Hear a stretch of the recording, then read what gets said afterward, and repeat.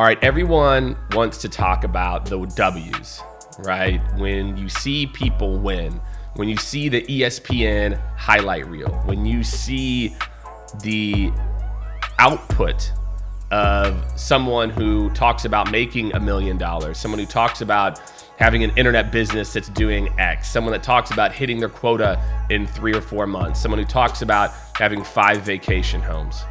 What you don't see is the failure that happened to get there.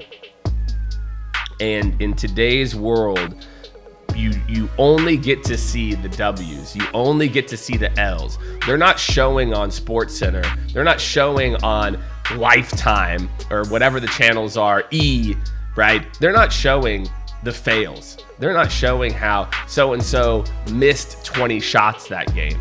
They're not showing that so-and-so behind reality is battling depression or whatever it might be. And so the things I want you to think about when it comes to failure, right? And when you think about the things that define people that help to make you, there's a saying that I heard very recently, and it's that failure is the sign of a life well lived. Because not failing means you are of no use to anyone. You're just hiding behind, you're in the safe zone. Okay, so for everyone out there who's struggling with failure, a few things I want you to think about. 1, don't get married to the outcomes of the things that you try that are new. Everything that's new is just a hypothesis. It's just something that you're testing. Hey, I want to see if this works. If not, of course you're going to put some sweat and tears in it.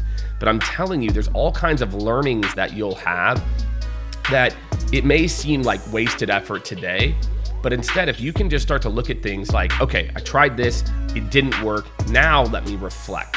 So lesson number 1 is not being married to the outcomes, right? To be able to analyze them very objectively and trusting that no matter what the output was and no matter what the effort is, it will pay off in the long term, right?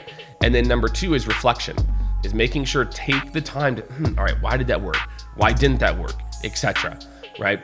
And number 3 is making sure that you can track the results and outcomes, meaning it's difficult to reflect. It's difficult to go back. And again, it could just be on a piece of paper. It doesn't have to be like a dashboard or anything to say, hey, this is what I want to try. This is what I think it should do.